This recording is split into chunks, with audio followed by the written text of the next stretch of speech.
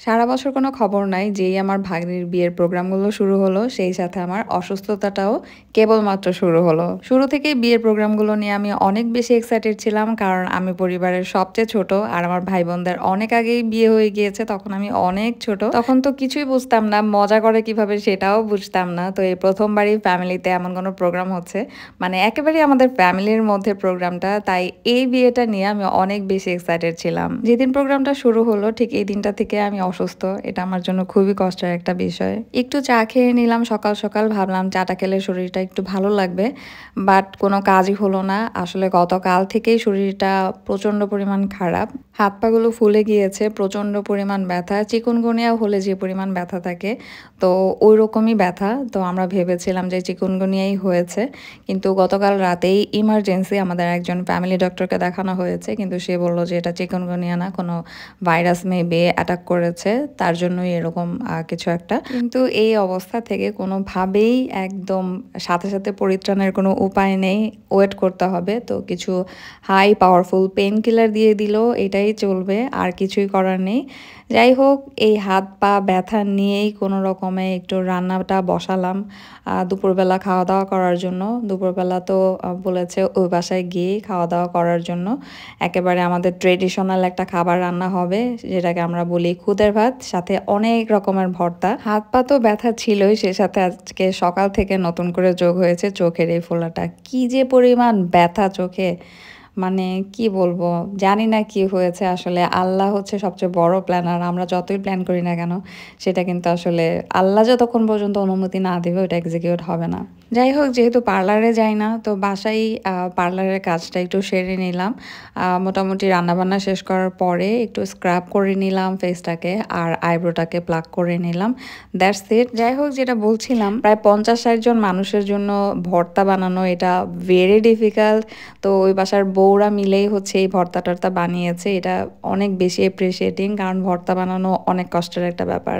But আমরা আমাদের এই ট্রেডিশনাল খুদের ভাত আর ভর্তা খেতে অনেক বেশি পছন্দ করি। তো সকালবেলা ওই বাসায় রং খেলা হওয়ার কথা, যেহেতু আমার শরীরটা একটু খারাপ, আর তাছাড়া মানহার খাওয়া দাওয়ার একটা ব্যাপার আছে, ওই বাসায় গেলে অনেক বেশি দুষ্টামি করবে, খাওয়া দাওয়া সারাদিনে একটুও হবে না। তাই আমি আগে থেকেই বলে দিয়েছিলাম যে আমি একটু দেরি করেই যাব, সন্ধ্যার দিকে যাব। এজন্য একটু রান্নাবান্নাও করে নিলাম, আমার জন্য একটা ভেজিটেবল করলাম অ্যান্ড একটা চিকেন কারি করলাম। তো রাতের বেলা বাবা এই চিকেন কারিটা দিয়ে খেয়ে নিতে পারবে, আমরা দেখা যাবে রাতের বেলা ওই বাসা থেকে আসার সময় খেয়েই আসবো। এই হচ্ছে আজকের শর্টকাট খাবার দাবার। এখন বাজার প্রায় 2:30টার মতো। আগে আমি খাওয়া দাওয়া করে নিব, এরপরে মানহাকে খাওয়া দাওয়া করাবো। আর মানহা আজকে সকাল সকাল ঘুম থেকে উঠেছে, আশা করছি যে ও তাড়াতাড়ি ঘুমিয়ে যাবে। কিছু প্রোডাক্ট এসেছিল কালকে, ভাগ্নির বিয়ে প্লাস ঈদ সব কিছু মিলিয়েছিল, এই প্রোডাক্টগুলো অর্ডার করেছিলাম। আর এগুলো হচ্ছে আমার একদম রেগুলার ওয়ারের কিছু মেকআপ। এখানে একটা আইব্রো পেন্সিল আছে, এটা হচ্ছে অ্যাবসোলিউট নিউ ইয়র্কের ডার্ক ব্রাউন শেডের। এটা আমি এই প্রথমবারই ব্যবহার করছি, এর আগে সবসময় ব্যবহার করেছি রেভলিউশনের ডার্ক ব্রাউন শেডটা, ওটা আমি সবসময় ব্যবহার করি। অ্যান্ড এখানে আছে জেক্যাটের কম্প্যাক্ট পাউডারটা, জেক্যাটের কম্প্যাক্ট পাউডারটাও আমি রেগুলার ইউজ করি। এটা প্রায় 2-2.5 বছর হয়ে গিয়েছে, 2-2.5 বছরেরও বেশি সময় ধরে আমি জেক্যাটের কম্প্যাক্ট পাউডারটা ব্যবহার করছি। এটা আমি সবসময় ব্যবহার করি, এটা আমার কাছে খুবই ভালো লাগে।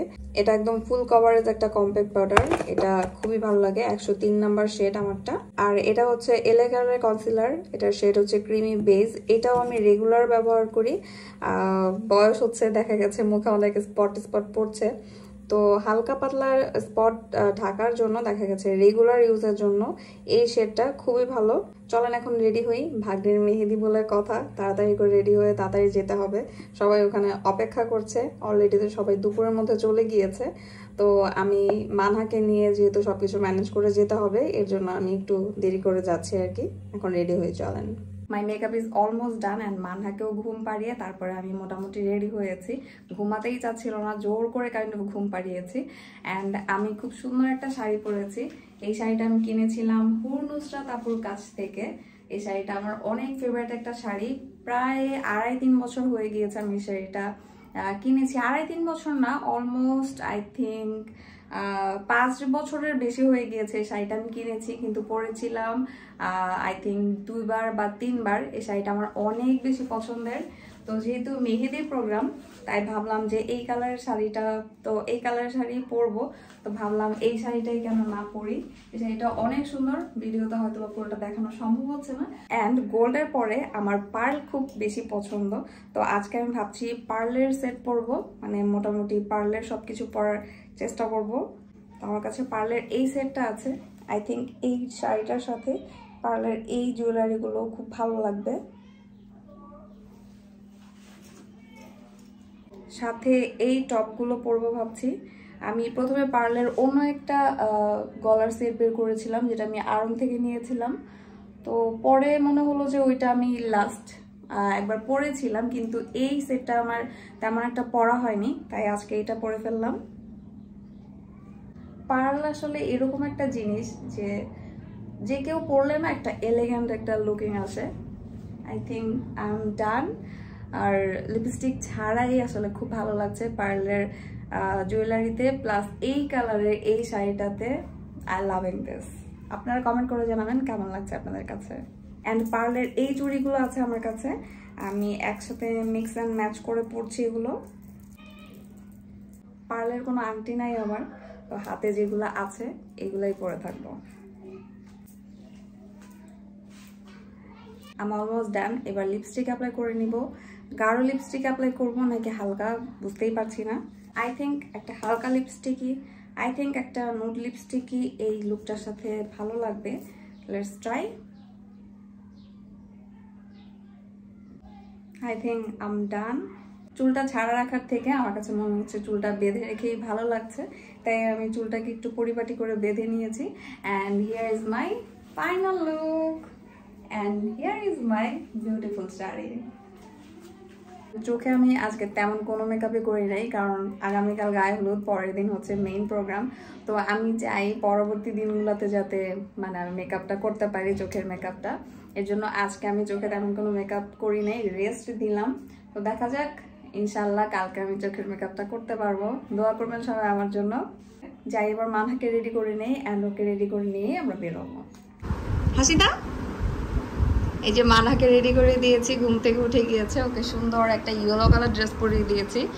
ভেবেছিলাম যে একটা লেহেঙ্গা পরাবো, কিন্তু ভাবলাম যে এই ড্রেসটা ও কখনোই পরে নাই, তো এই ড্রেসটা পরাই দিলাম। উপরে একটা সোয়েটার পরাই দিলাম যদি ঠান্ডা ঠান্ডা লাগে এর জন্য। এই যে মানহা আর এই যে মাম্মা। বিয়ে বাড়িতে যাচ্ছি, মিষ্টি ছাড়া গেলে কেমন লাগে না, তাই টেস্টেরির থেকে একটু করে মিষ্টি কিনে নিলাম। পৌঁছে গেলাম বিয়ে বাড়িতে, আর গিয়ে তো দেখি রং দিয়ে সবাই সং সেজে আছে, রং মাখামাখি করে একটা হুলস্থুল অবস্থা। আমি তো ভেবেছিলাম যে মানে জানতাম যতটুকু যে সকালবেলায় রং খেলাটা হবে, কিন্তু গিয়ে দেখি তারা এখন রং খেলা খেলছে। সেই সাথে দুপুরের সেই খুদের ভাত আর ভর্তার আয়োজনও ছিল বিশাল পরিসরে। আর এই যে প্যান্ডেলটা বানানো হয়েছে শুধুমাত্র রং খেলার আয়োজনটার জন্য। রং খেলার এই আয়োজনটা দেখে আমার যে কি পরিমাণ ভালো লাগছিল, আমার তো মানে মনে হচ্ছিল যে আমি ওখানেই নাচতে থাকি। আর এই প্রথমে আমি রং খেলাটা এত কাছের থেকে দেখছি, নিজে একদম সামনে দাঁড়িয়ে থেকে উপভোগ করছি। মেয়েগুলোর হাতগুলো যে কি পরিমাণ সুন্দর লাগছিল, আর আমাদের জারিফকে তো চেনাই যাচ্ছিল না পুরা, মানে কি বলবো আর চেহারাই চেঞ্জ হয়ে গিয়েছে। তো আমার ভাগ্নিটাকে মাঝখানে বসিয়ে দিলাম, মানে ওকে কত সুন্দর লাগছে না মাশাল্লাহ এই রঙগুলোর মাঝখানে, মাশাল্লাহ। আমাকেও একটু করে রং লাগিয়ে দিয়েছে, যেহেতু আমার চোখে প্রবলেম হয়েছিল অ্যান্ড অসুস্থ ছিলাম, তাই বলেছিলাম রং টং লাগবো না। তো গিয়ে এক দফা চা খেয়ে নিলাম। আর সবচেয়ে মজার বিষয় হচ্ছে বাড়ির ছেলেরা মিলেই কিন্তু এই রাতের খাবারের আয়োজন করেছে, গরু মাংস আর খিচুড়ি। আমি তো এটা দেখে একদম হতবাক, কিভাবে যে রান্নাটা করে ফেললো। প্রায় 100 জনের মতো মানুষ হবে এদের আয়োজন করা নিজ হাতে, মানে এটা অনেক বড় একটা সাহসের ব্যাপার। This is very appreciating. আর এর মধ্যে আমার ভাগ্নি তো প্রায় মেহেদি দিয়েই ফেলেছে অর্ধেক। আর মেহেদি আর্টিস্ট হচ্ছে দিনা, মানে আমার মেজো আপুর মেয়েটা। তো ও আসলে অসুস্থ ছিল, মেয়েটার অলরেডি জ্বর চলে এসেছে দুপুর থেকে। তো এই নিয়ে ও খুব কষ্ট করে মেহেদিটা দিচ্ছে, আর মেহেদিটা কি যে সুন্দর হয়েছে, একেবারে প্রফেশনাল মেহেদি আর্টিস্ট সে। এর মধ্যে আমি তো ভেবেছিলাম যে হাত মুট করা আর আজকে আমার হবে না, আর হাত মুট না করলে তো মেহেদিও দিয়ে দিতে পারবো না সবাইকে, বা আমি নিজেও দিতে পারবো না। তো কষ্ট-বিষ্ট করে বাসার যারা মুরুব্বি আছেন তাদেরকে একটু, একটু করে মেহেদি লাগিয়ে দিলাম। তারা বেশ খুশি। এই হাতগুলো আসলে অনেক শখের হাত। তারা যখন ইয়াং ছিল নিশ্চয়ই তাদেরও কত শখ ছিল, কত শখ করে সাজুগুজু করত। তো আমি বললাম সবাইকে যে চলো তোমাদেরকেও মেহেদি লাগিয়ে দিই, সেই সাথে সবাই রাজি হয়ে গেল। আর কি যে আগ্রহ মেহেদি দেওয়ার জন্য, মানে একবার করে বলেছি যে চলো মেহেদি লাগিয়ে দিই একটু করে। আমার আম্মুকেই তো যখন বললাম যে আম্মু চলো একটু মেহেদি লাগিয়ে দে হাতে, খুব সুন্দর করে রাজি হয়ে গেল। নিজের হাতে নিজে মেহেদি লাগাতে খুব কষ্ট হচ্ছিল, তাদেরকে তো কোনো রকমই দিয়ে দিয়েছি কষ্ট করে, কিন্তু নিজেই আর নিজেকে দিতে পারছিলাম না। তখন দিনাকে বললাম আমার হাতে একটু একটু করে লাগিয়ে দে, কারণ আমি তো এখন খুব একটা মানে অনেক বেশি হাত ভরে মেহেদি দিতে কেন যেন ভালো লাগে না। বয়সের সাথে সাথে আসলে শখগুলো একটু একটু করে চেঞ্জ হয়। এখন একটু একটু করে মেহেদি দিতে খুব ভালো লাগে। তো দিনা আমাকে খুব সুন্দর করে একেবারে ছোট্ট ছোট্ট ফ্লাওয়ার করে মেহেদি দিয়ে দিল। আমার ভাগ্নিটারও কষ্ট হয়ে গিয়েছে, ও অসুস্থ আমিও অসুস্থ, কিন্তু আমাদের দায়িত্ব তো অনেক। যাই হোক কষ্ট-বিষ্ট করে ও আমাকে একটু একটু করে মেহেদি দিয়ে দিল। এখন পর্যন্ত তৌসির মেহেদি দেওয়াটা বাকি আছে। তো আমাকে একটু দিয়ে দিল ব্রেক নিয়ে, এরপরে আবার তৌসিকে দিয়ে দেওয়া হবে। আর এই যে তৌসির মেহেদিও almost done. Mehndi art by Dina, এটা আমার ভাগ্নির পেজ, সবাই একটু লাইক ফলো করে দিয়েন। আর এই যে আমার বড় ভাতিজাটা, ইস কি লজ্জা আমার সাথে সে ভিডিও করার জন্য, বলছে আমাকে কালো লাগছে এই বলে চলে গিয়েছে। আর এই যে এর মধ্যে আমার সাহেবও চলে এসেছে। আর এই যে আমার ছোট্ট ভাতিজাটা, সে আমার কাছেই আসতে চায় না, খালি দূর থেকে তাকিয়ে তাকিয়ে দেখে, বাট মাশাল্লাহ খুবই শান্তশিষ্ট। তো এই যে খিচুড়িটা যে দুর্দান্ত মজা হয়েছিল, আসলে আমি এক্সপ্লেন করতে পারবো না যে কতটা পরিমাণ মজা হয়েছিল। এতটাই মজা হয়েছে যে একদম খিচুড়ি নিয়ে টানাটানি পড়ে গিয়েছে। তো আমি এর মধ্যে টানাটানির মধ্যে একটু করে খেয়ে নিলাম, এত মজার খিচুড়ি তো হাতছাড়া করা যাবে না। তো সেই সাথে চিকেন বিরিয়ানিও ছিল, খুব মজা করে আমরা সবাই একসাথে বসে খাওয়া দাওয়াটা করেছি। এতগুলো খিচুড়ি খেয়ে নিজের কাছে একটা অস্বস্তি লাগছিল, কারণ গতকালকে পর্যন্ত আমি ডায়েটেই ছিলাম। তো ডায়েট মেনটেন করতে করতে খাওয়ার মানে পরিমাণটা তো কমে গিয়েছে, এখন অনেক খেলে একদম হাফঝাপ লাগে, কিন্তু এত মজার খিচুড়ি তাই অনেকগুলোই খেয়ে ফেলেছি। আর মেহেদি দিয়ে তো মানহা পুরা মাখামাখি অবস্থা, জামা কাপড় সব নষ্ট করে ফেলেছে, স্বাধীন মতো ঘুরছে। খাওয়া দাওয়া শেষ করে আরেক দফা মেহেদি দিয়ে দিতে বসলাম। তারা আসলে অনেক শখ করেছে মেহেদি দিতে, তো আমি কিভাবে তাদেরকে না দিয়ে থাকি। আমার হাতে প্রবলেম, হাতটা ফুলে গিয়েছে ব্যথায়, কিন্তু কিছুই করার নেই, তাদের শখের কাছে আমার এই কষ্টটুকু কিছুই না। যখনই বললাম যে আসেন মেহেদি দিয়ে দিই, একদম দৌড়ে দৌড়ে চলে এসেছে। এই শরীরে হাঁটতে পারে না, তারপরও মনে হয় যে জীবনটা নিয়ে ছুটে আসছে মেহেদি দেওয়ার জন্য।